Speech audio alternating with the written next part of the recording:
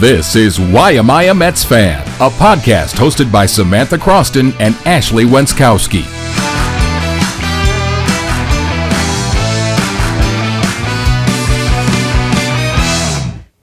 Hi, everybody. Welcome back to the Why Am I a Mets Fan podcast. That's Ashley Wenskoski. I'm Samantha Croston.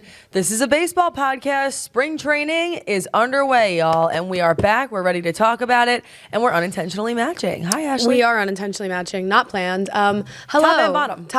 Right. Black on the bottom, this maroon, nice shade on the top. Very February. I feel like it's very... Valentine's Day. Hello. So sorry that we took a hiatus last week. I fell ill, unfortunately. Can still hear it a little bit in my voice. You know, it's just that time of year. But we are on the comeback. And the Mets reported to Florida. So, I mean, I don't know what I needed this time of year, but it was to hear that the Mets, at least, are in Florida. Like, for instance, today it snowed another foot in Syracuse.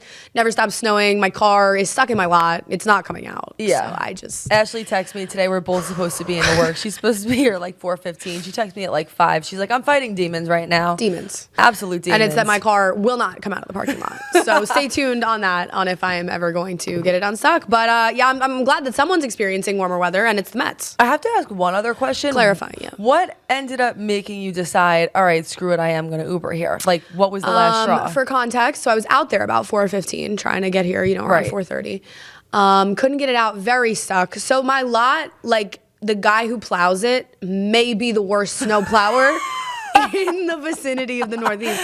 I'm not kidding. When he plows, it doesn't get down to the blacktop of the lot. It gets down to just the packed in snow from the rest of the year. Like when the plow comes what's around, he doing? I don't know.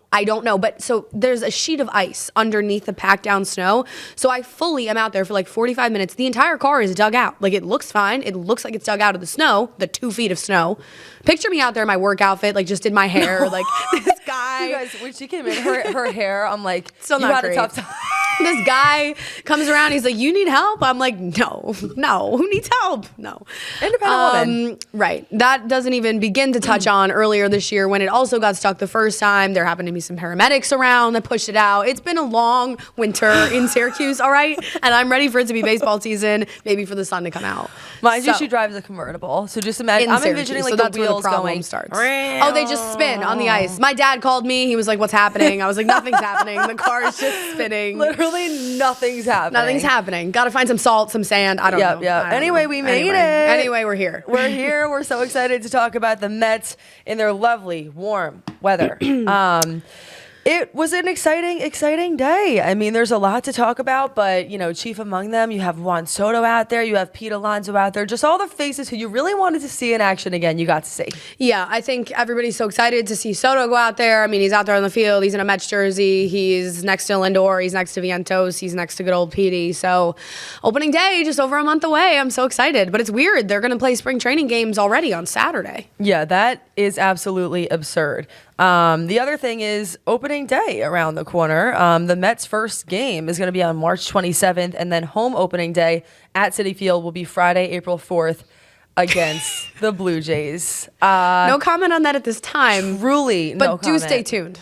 But do stay tuned. We're trying to set some things up. We're in the works to hopefully figure some things out, and we'll let you guys know the second that we do know them. We're always scheming behind the scenes. Always so plotting. Just know that. Old friend, the Blue Jays. Absolutely old friend. Let's start with the bad news, then we'll trickle to some good. Sure. Frankie Montas is hurt. There is already the first player on the effing Mets that is hurt. Would it be February in Mets spring training without a pretty monumental injury? No. It's giving Kodai Senga from last year. It's a trend. It's a Frankie Montas. Nobody's seen Frankie Montas till June. I mean, let's just please. This is when you pop the champagne and you're like, congratulations, 2025 season has begun. Huzzah. Like, this is literally how you know is because somebody's hurt. It's a high grade right lat injury.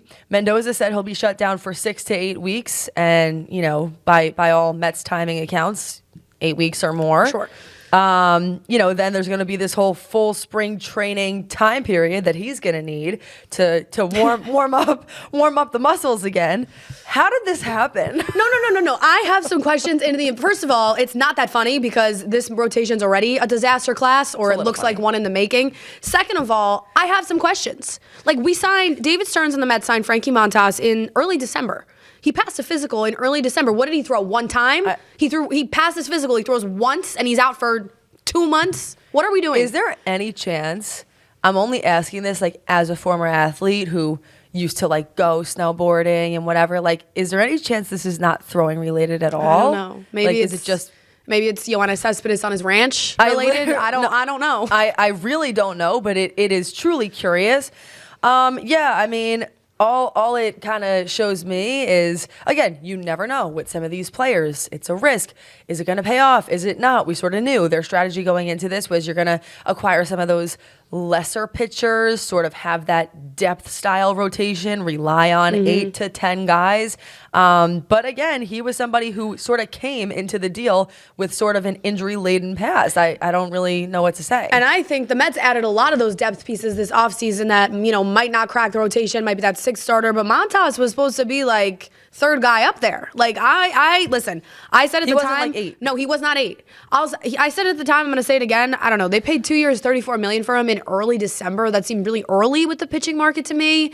I mean, Jack Flaherty was still out there. Tanner Scott had it. Well, Tanner Scott's obviously a reliever, but things just hadn't shaped up, I feel like, in that market yet. Montas seemed like a jump the gun signing. I don't know if it was because of his ties to Stearns in the past. I don't know, but I didn't love it at the time. And now he basically shows up to spring training hurt. So it's leaving a lot to be desired. You don't always have to sign somebody because they were in the family. Sure, right. So Montas, we'll see Frankie in June, which is not great for when you consider the fact that the Mets still plan on using a 6-man starting rotation.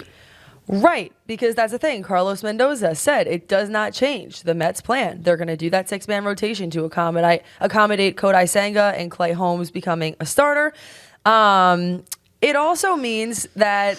Here she goes. I'm going to have a crash out. Get her going. It also means that you could be seeing a Paul Blackburn or a Tyler McGill, several others who are now going to be viable options. I am sorry for you to say. I've said it previously. I'll say it again.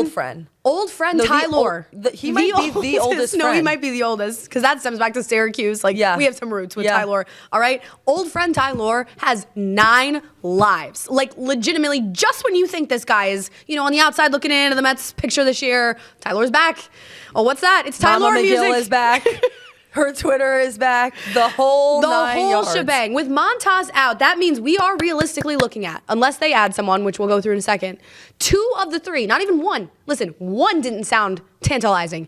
Now 2 of the 3 of Griffin Canning, McGill, and Paul Blackburn, if he's even available, are going to be in this 6-man rotation. I really am not.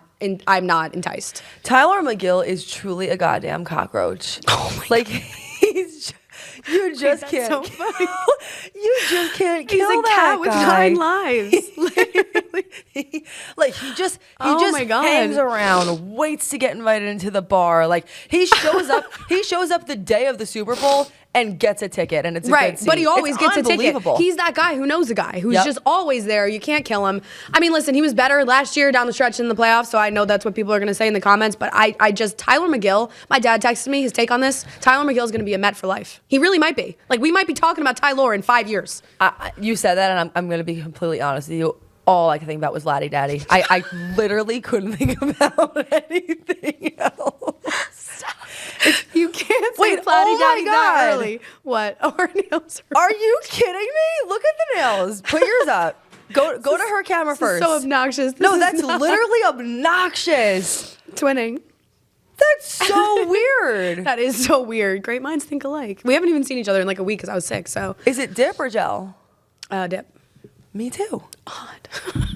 That's so effing weird. Me when I hold up my hands and it still has the bar stamp from Saturday night. All right, anyway. Sorry.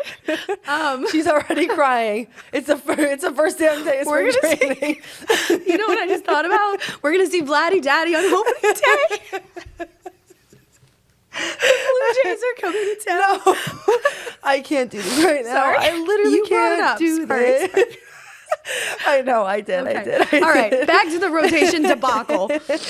The point is, the Mets are in some trouble, y'all. In the rotation, I mean, things are not looking good. They're not looking great. And they already were. They honestly already were looking bad. We've been upgraded from bad to worse. Yeah. 100% a downgrade. Last row of the plane at this point. But there's good things that are happening too. But you know what? I actually like this column. Let's do this first. Yeah. Ashley writes, what are the options to help us? Somebody send me a Save prayer. us. Save me. Save me from the 6-man rotation with Griffin Canning and Tyler McGill, please. We could pray on it, but we could also maybe bring back Jose Quintana. We could... Okay, you put Brandon Sproat. That's an interesting option. I have thoughts. All right, listen. Quintana, I was a noted Quintana hater down the stretch last summer. There was ups, there were downs. The roller coaster was often crashing. However, Jose Quintana was great in the playoffs. Might I remind you of the 6 scoreless innings that he pitched against the Brewers when the Mets didn't know if they were going to play another day in the season? Yep, absolutely. So, I don't know, maybe give Quintana a call. Dylan Cease, certainly the most expensive option if they were to trade for him from the Padres. That's been discussed. It's been in the rumor mill. Obviously, would end up giving up some top prospects. Depends on how you feel about prospect talking. I don't know. That's your business. Or will Brandon Sproat be ready? Old friend Brandon. He had a bit of a tough transition to AAA last season. We saw that here in Syracuse last summer. But maybe he wows in the spring and they give him a shot. Yeah, I honestly still like the Quintana option, to tell you the truth. Yeah. I think that could legitimately work out. I was actually sort of surprised to see that they hadn't signed him already. But it's like, you ever seen that like meme where it's like the guy who has the stick and he's poking and he's like, do something like to the rock. Yeah. Like that's how I feel right now. With like David Stearns. It's not enough to just, what do I always say? Hope is not a strategy. No. It's not enough to be hopeful right now. I need to see some action. My hope today is that David Stearns made some phone calls, that he was on the line with a few customers, be it Quintana, be it the Padres, be it Brandon Sproat's agent. I don't know. Give somebody a ring, because I would like to think, I know that Stearns, kind of added to the pitching depth this offseason. He says he feels confident about it, whatever. But, I mean, I'd like to hope to God that David Stearns is looking at this being like, I mean, just listen, I still don't really know how to feel. I don't have a problem necessarily with his like motley crew approach, but I it's like the Home for Wayward Boys. Literally. I do need somebody, I hate to say it, more tantalizing. Yeah. Truly. Something else. But speaking of tantalizing, Pete Alonso reporting to spring training, really, really excited. I actually saw in an article somewhere that when he was in, like, I guess a press conference or whatever it was, talking about his excitement, he used the word happy to describe how he was feeling 11 times. And that brings me great joy. Oh, that does bring me great joy. Yeah. That's awesome. Isn't Glad that cute? Petey's happy. Yeah, he's back. He had some interesting comments in that press conference today, Monday. He acknowledged he hasn't had his best years lately. And so he said that he could not expect a long-term deal in free agency, which is intriguing that he is self-aware like that. I've said many times, I appreciate a self-aware character. 100%, but also what that shows me in him saying that is that maybe Boris was sort of the villain in all of this. Like, if he truly went into it knowing he couldn't expect that, then why the F was it so, you know what I mean, dragged out? I totally think Boris was the villain in all this, because then he even said, and Steve Cohen went on some sort of radio show or something earlier this week that said things got done when it was Pete. He was talking to Pete, and basically Scott was just sitting there at that final meeting, whatever, to work it out, which I totally believe. Pete said, it's no secret that David and Steve came down and met with me. I respect that so much, and I appreciate that. So things got done when Scott got out of the way. Yep. Over there. I totally agree. I love all the things that he says about this is home. This has always been home. Yeah. It did feel like he had unfinished business here. And I know that I'm sure people are going to say I'm biased, as a Mets fan saying that, but it really did feel that way. It felt like after he hit that home run against the Brewers, there was more work to be done between Pete and the Mets. And I'm so happy to see him back. Yeah. You also have CANDELITA, who wants to come back allegedly. Now this is tantalizing. That? This is the rumor mill. I mean, this is the stuff that I like. If we're pushing the fire, this is a fiery one.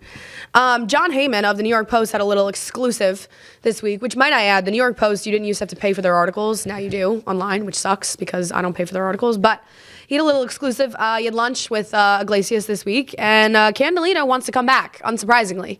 But the quotes out of this, I mean, this was just, it was hard to read. You feel bad for the guy. Iglesias said, quote, "It hurts because we started something that definitely isn't finished yet. It took a lot for us to get where we got. That's what hurts. I definitely get that it's a business, but it hurts. It's a special relationship and culture with the organization, the players, and the fans."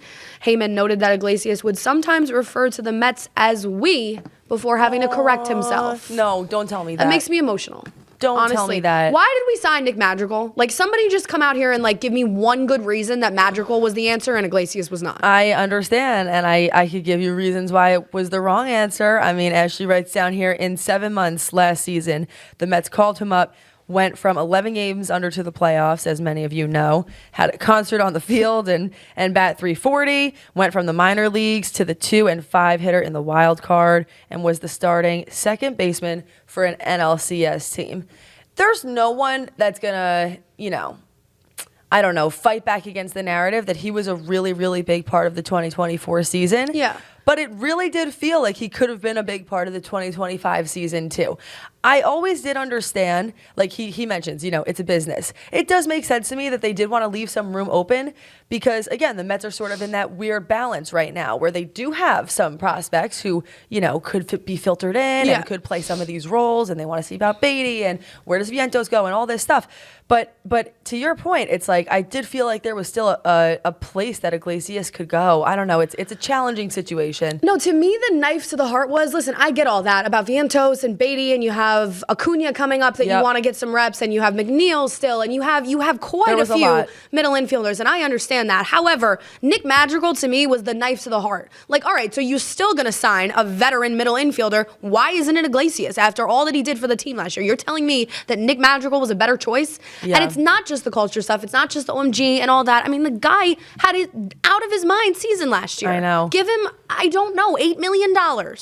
I'll say this, just based on what he did last year alone, which really was that one shot he had to prove himself, I don't think he could have done much more. Yes. What else was he supposed to do? There really was nothing else he could have done. So I'm sure in his mind he's just like, I guess it was fate that this wasn't meant to happen, at least for the time being. But it does. It sucks. I feel like out of all the guys, like, even like a Pete Alonso, for example, it was like he had a down year, but he just has his track record, and that's enough. It does suck for a guy like Iglesias who has that really one like big chance to prove himself and he's still not rewarded. Like that's just one of those life sucks moments, you know? Yeah. I mean, I don't know. I'm still holding out a little bit of hope. I don't think it's likely.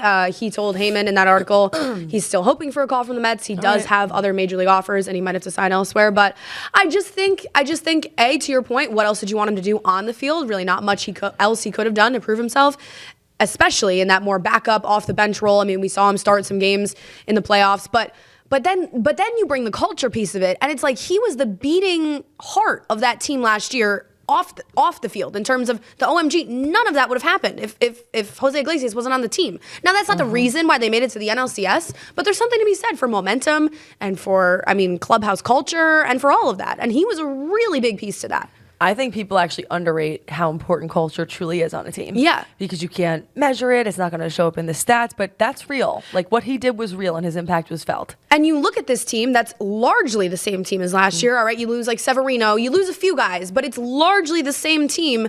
If I'm David Stearns, I wouldn't want to just axe the guy who was arguably the most important to some of that cultural stuff last year. It seems like you got so close, you made it to the NLCS, 2 wins away from the World Series, whatever. It seems like I don't want to eliminate that part of it. To be honest with you, it seems like the kind of guy that David Stearns would love to sign. Right. Like based on his track record. And I had a conversation, ironically enough, at the bar with somebody this weekend who was a Mets fan, talking about this Iglesias thing. Me just talking Mets at the bar because I'm so annoyed. Dude, I was talking about the Brewers at the bar this weekend. I told you that. Yeah, you did. Bob Uecker. Not Bob Uecker at the Bad. bar. Yeah. Oh my God. Go ahead. I was gonna say a fellow Mets fan, on board with us saying they should re-sign Iglesias, and he brought up the Castellanos comments, which I completely forgot about. Saying like, obviously, Jose Iglesias did not, deserve to be the NL MVP. But you had other guys around the league really recognizing the impact he had, especially someone in division like that. The Phillies play the Mets God knows how many times a year. Like, this was a known, seen thing in New York all summer. I think... By the players, like that should matter. Yeah. And I'm sure it does matter. You know what I mean? He'll probably do great somewhere else. He's the kind of guy that you let slip away and probably regret it. Listen, if I see an OMG concert at one of the other 29 teams this year, I might throw up. That's gonna make me sick. I hope he wouldn't do it. No, I don't think he'd do it, but I don't know.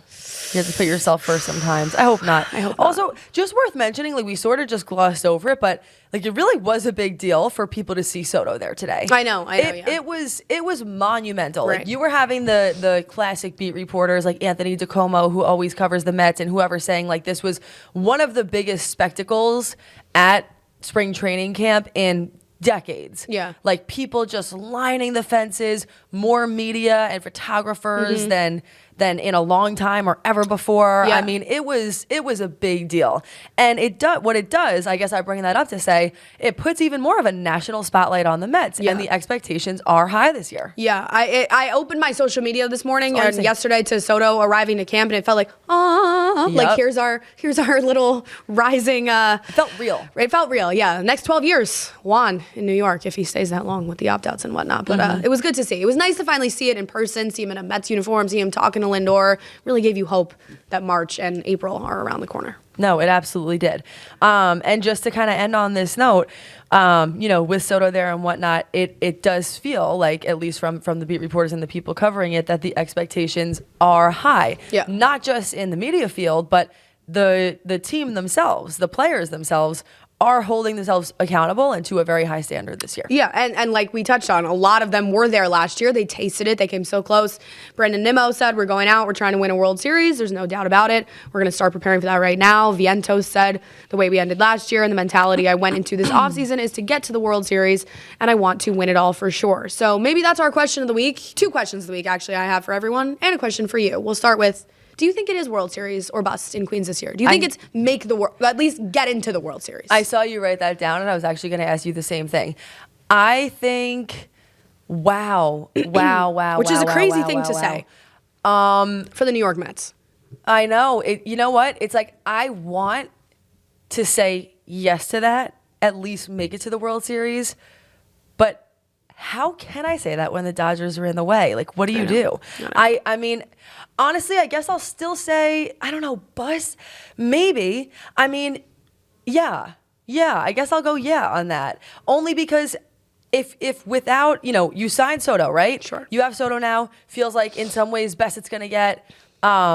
If they can figure out the situation with the pitching, I will go yes, and that's what my answer will sort of depend on. If they can figure out the situation with the pitching, then I'll say yes. Because last year you make it to be one of the final 4 teams in baseball.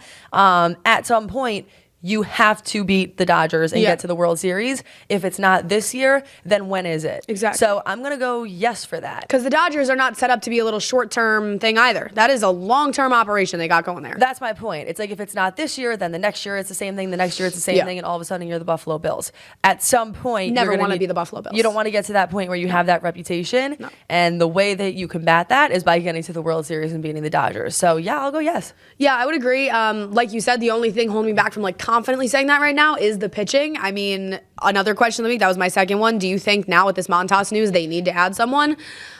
There's always the trade deadline. Maybe they get through the first couple months. They're in a good enough position in the division, whatever. They deal with it at the trade deadline. But I don't know. The pitching, to me, makes me nervous. We'll have to see it play out on the field. I agree, though. I don't think you make a statement like signing Juan Soto, the literal best free agent in not only this offseason, but in recent memory, the biggest signing in baseball history. I don't think you make that signing and then go out there with a team, largely the same team that made it to the NLCS last year, and say, no, our goal is not to get to. It seems like World Series or bust. But again, that is such a crazy thing to say as a Mets fan. That is outrageous to sit here in February and say that. What are we doing? Outrageous when they haven't been there in decades. Yeah. But it really does sort of have that feel to it. Like if this wasn't the push for it, then why go through everything that they went through this offseason? Why spend all the money that they did? This is a team and an ownership that wants to win. Yeah.